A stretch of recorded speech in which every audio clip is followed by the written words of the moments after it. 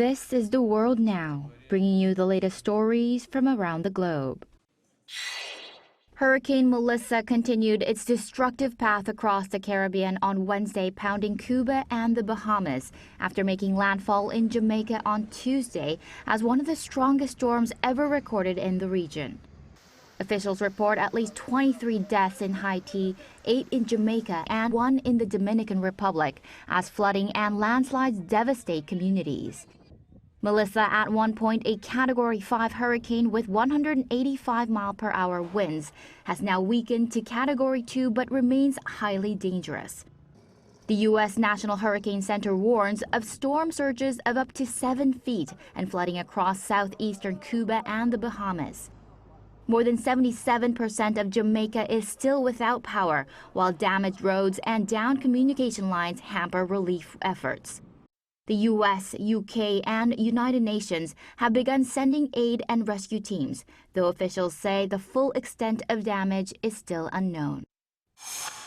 In Moscow on Wednesday, President Vladimir Putin announced that Russia had successfully tested its Poseidon nuclear-powered super torpedo, a weapon that analysts say could devastate coastal regions with radioactive ocean waves.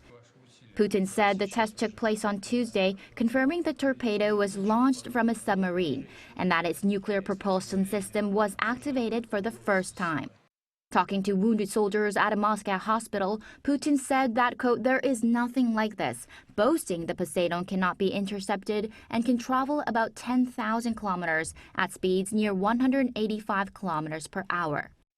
The test follows Russia's Burevestnik missile launch last week. Arms experts say Poseidon breaks traditional deterrence norms, carrying an estimated 2-megaton warhead capable of triggering massive underwater explosions. France's Senate approved a landmark bill adding consent to the country's rape law on Wednesday.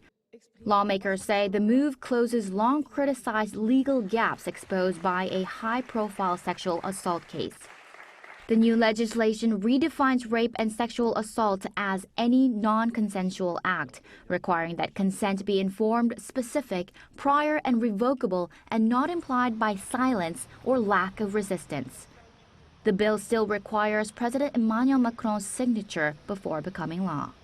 The reform follows the case of Giselle Pellicot, whose husband and dozens of others were convicted of raping her over nearly a decade, a trial that exposed what campaigners call a gray area in French law. Supporters say the change will make it easier to prosecute sexual violence and raise public awareness around mutual consent. Chu Ji-hyun, ArirangNews.